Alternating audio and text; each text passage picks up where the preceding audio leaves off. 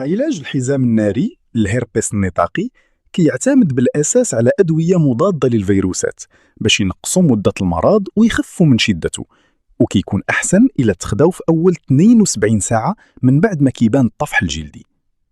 أهم الأدوية المستعملة أسيكلوفير، من أكثر الأدوية استعمالاً، كيتاخد على شكل حبوب ولا حتى حقن. فالاسيكلوفير فعال بزاف وكيعاون يقصر مدة المرض. فامسيكلوفير حتى هو مضاد فيروسات وكيعطي نتائج مزيانة. أدوية لتخفيف الألم، خصوصاً الألم العصبي. غابابنتين كيساعد في الألم ديال الأعصاب.